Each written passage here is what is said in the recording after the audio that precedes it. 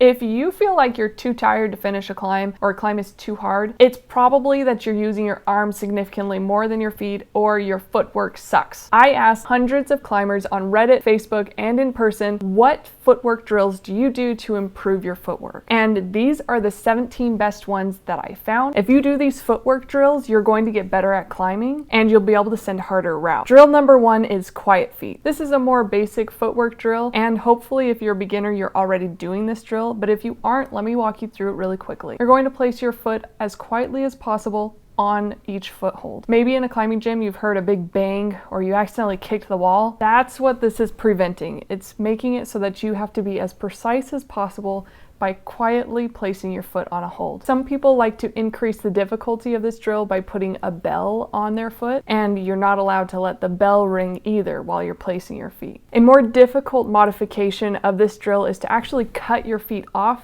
every time you're about to move your feet. So if you want to move your feet up, you have to cut both of your feet off and then place them back on the wall as quietly as possible. Drill number 2 is pivoting. This is going to help you get the body position you need so that you're not working as hard to get to the next hold. What you're going to do is on each hold, you're going to pivot one way or the other on the hold. Eventually, you'll get to the point where you can pivot without thinking about it. But if you want to make this a little bit more difficult, you can do what's called hip tap. So instead of just pivoting your feet, you actually have to touch the wall with your hip before you're allowed to move on to the next hold. Number 3 is feet only. And this is kind of a fun drill, but you're going to need to be in a climbing gym that has a slab or a definitely not overhang kind of climb. It actually took me a couple of times to find a route that I could actually do this drill on because a lot of the walls at my gym are overhung, so I'm not able to keep my position without using my hands. But for this drill, the whole purpose is you use your feet. You have to transfer your feet from one foot to the other so much that you're going up like you would stairs. With only your hands can touch the wall, but you're not allowed to hold on to anything with your hands. Drill number 4 is different than any other kind of drill I've done before, and this is actually my first time doing it was for this video. The drill is called blinking, and essentially what it is right before you make contact with the hold, close your eyes, make contact, transfer your weight to that foot, and then you can open your eyes for the next move. The whole purpose of this is to trust your feet more. One thing I will say about this drill though is the shoes I wear make it a lot easier. I have a soft sole so I can actually feel the divots of the rock beneath my foot. Some of you may have more firm soles, and though those are great for edging, this particular drill forces you to trust your feet, and because you may have more firm soles, those shoes may not be the easiest to feel the rock underneath, so you may have to put a little bit more effort into the trust you're putting into your feet. Drill number 5 is down climbing, and if you've watched some of my videos recently, you may have seen me do this. I do it oftentimes with warm-ups, but I actually first started doing it as a footwork drill. Now, oftentimes coaches will have you do down climbing on full out routes where you're climbing up top rope and then you're lowering yourself through your feet down climbing while your belayer lets out some rope. For this though, we're at the bouldering gym, it works the same, and you really have to figure out as you're climbing up, keep in mind where you're going to put your feet on the way down. And then as you're climbing down, you're probably pretty tired, so you need to figure out how to use your feet so that you can keep your arms as straight as possible, because if you are in lock-off position the entire time, this drill is going to be really hard to replicate. Number 6 is smearing, and the whole purpose of this is you are going to smear with one foot while using the other foot, and ideally you actually use the foot that you're smearing to work your way up the climb. This is something that takes practice, and so you may just find yourself sticking your foot on the wall, but if you can really focus while you're doing this drill on actually pushing against your foot that's on the wall, and it will help you get up higher. There are actually professional climbers like Tomoe Narasaki and Jain Kim who are famous for smearing their foot up all the way until they reach the hold that their hands are on, at which point they mantle that hold. And one of the main reasons they're able to do this is because they're super good at smearing. Number 7 is also a drill that I hadn't done until I started filming this video. And to be honest, now that I've filmed it, I'm not sure I'd recommend it to people. It is coin holds. I've seen this a lot on YouTube, on blogs about what you should do to be as precise as possible. You put a coin on the foothold, and you can either have the coin facing up and leaning against the wall, or it can be laying down depending on the size of the foothold. Now, when I did this, I was using American coins, which are super skinny quarters, for example, and they kept flying off. Luckily, I had some foreign coins that were a little bit thicker, and so I was able to do it on a few holds. But then after finally setting up all of these holds with coins, I went to actually do the drill, and yes, I had to be super focused in how precise I was on the foothold to prevent the coin from falling, which I did successfully. But I was put in a lot more work into placing the coins than I did actually climbing, because it was really hard to set up. So if you have a better way of setting up this coin game, let me know in the comments below, because I'd love to enjoy this drill and I'd love for you to enjoy this drill, but I definitely have some drawbacks where I'm not sure if it's worth the time, if maybe instead you should work on quiet feet. Number 8 is Foothold Stare. This is the exact opposite of number 4, which was blinking. And for this one, you're going to make contact with the hold the entire time while you place your foot. Only when your foot is placed, and in some cases your weight has been transferred, then you can move your gaze up to where your hands go. This is not only a drill you should be doing for learning footwork, this is also something you should be doing for all of your climbing. Most routes, your feet are visible, and being able to look at those holds while you place your feet will improve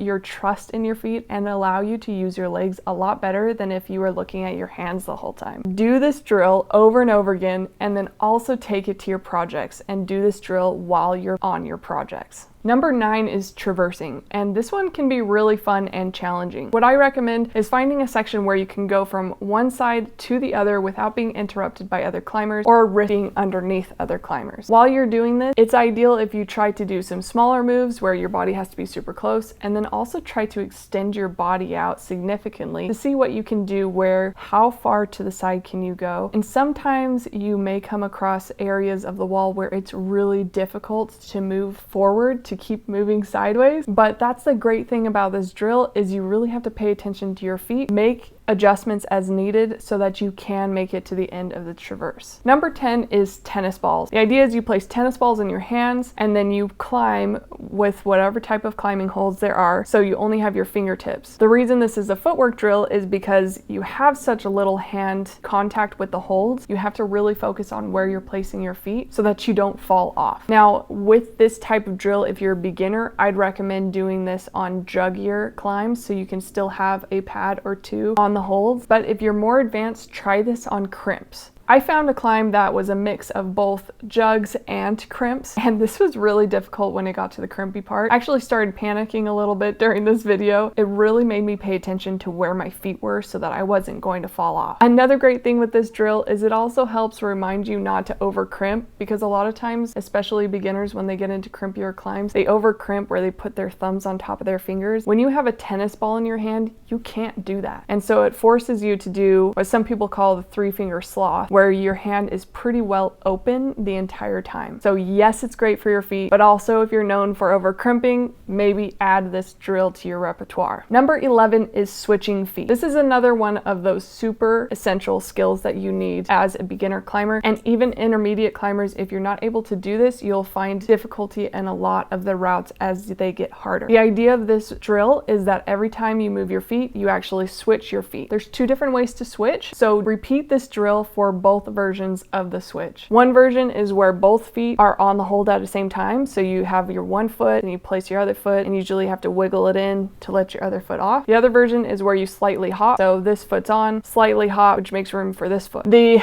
wiggle one is usually a little bit more static, less risky, but there are some times where you're going to be on a route and you don't have enough space, or you don't have the flexibility to make that movement with your feet. And so at those points, you may find yourself needing to do the hop switch. So keep that in mind. Drill number 12 is actually one that I've included in a previous video about drills that you can do for body position and footwork. If you haven't seen that video, go check it out. The drill is to match hand foot. Now there's 2 variations to this. The more basic one is that you can only use your feet on holds that you've placed your hands. So as you go up a route, when your feet follow, they can only touch the ones that your hands have touched. So this makes you a little bit more aware of where you're placing your feet and your body position. It may force you to do flagging a little bit more, or back stepping, because you don't have the stability or the option of additional holds. There are 2 additional variations to this drill. The next level, intermediate level of this drill, is that you have to touch where wherever your hands are, you have to touch that hold with your foot before you can move your foot anywhere else. The more advanced version of this drill, and I actually wasn't able to accomplish this with the routes that I tried, you have to use the hold that your hand is on. So without taking your hand off, place your foot on that hold and use that to leverage your way up. This is essentially mantling, or the Tomoa skip, for example. It's really difficult and advanced, but if you're super bored with the matching drill, you may want to try this. More dynamic, so have fun with it. Drill number 13 is a one leg up. Now, the whole purpose of this is you're going to do a climb twice, once where you only use your left leg and once where you only use your right leg. This can be a really fun drill if you find the right type of climb, but I recommend using an overhang type climb so that you don't hurt yourself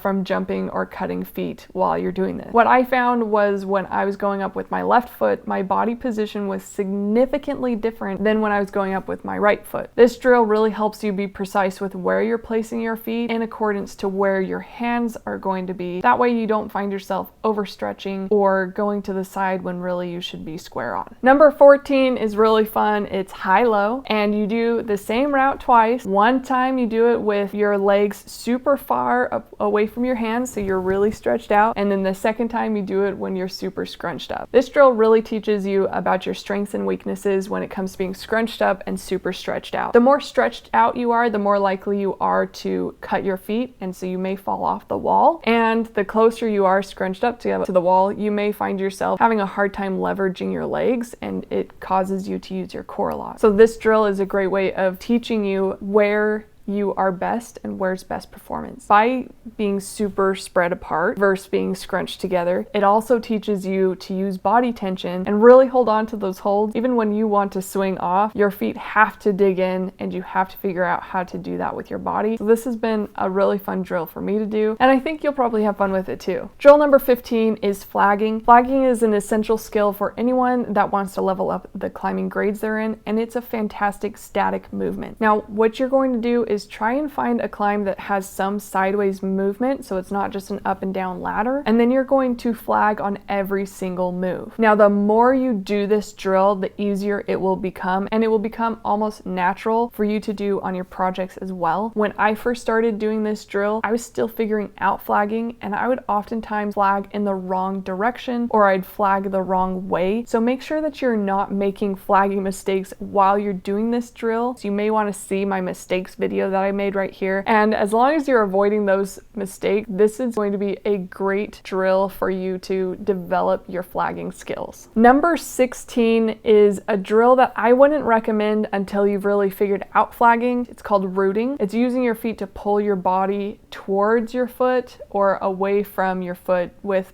pushing and pulling movement. When I say it out loud, it seems so basic and simple, but if you've tried it, you may know better. It's actually more advanced and kind of difficult to figure out how to get your hips to move places. So once you've figured out flagging, it's time for you to start doing this drill, which is rooting. And essentially what you're going to do is find a route similar to the one, maybe the exact one you were doing with flagging. Instead of flagging out, I place my foot on the hold that I need to get closer to, and I pull my body into it. This really forces you to pay attention to where you're placing your feet. It forces you to pay attention to how you're using your feet to pull your body in, because if you aren't using your feet correctly, you may just find yourself slipping off. If this is your first time doing rooting and you don't feel like you have the muscle for it, focus on these three muscles. You've got your lower back, your glutes, and your hamstrings. These are probably the biggest muscles you're using during this movement. So if you aren't sure how to pull your body towards your foot, consider, am I engaging my lower back? Am I engaging my glutes? Am I engaging my quads and hamstrings? Number 17 is what you do after you've figured out flagging and you know rooting. It's called perfect repeats. So because you should know rooting and flagging, this is probably a more advanced drill, but if you're a beginner climber, you can still do this even if you don't know how to flag and root. And the idea is you climb a route until you get the footwork perfect. So find a route that's a couple grades lower than what you're currently at and climb it. For me, by my second time climbing the route, I was wrong on what I needed to do with my feet, and so it was way worse than the first time. By my fourth try on this climb, I felt really confident that it was as perfect as it was gonna be. I knew the sequence for my feet like the back of my hand. I knew, okay, first move, right hand up, place my left foot where that hold is, flag out to right, cross my foot over to the right side, flag out left. I knew every single move. I knew where my hands needed to go. I knew where my feet needed to go. And so this is a great one to focus on what technique you already know and how to apply it. So no matter what skill level you are, definitely try this. It's a little bit more exhausting, but you can take breaks in between the sends, take as much rest as you need so that you can climb as best as you can. If this was helpful, please give this video a thumbs up, and I'll see you in the next one.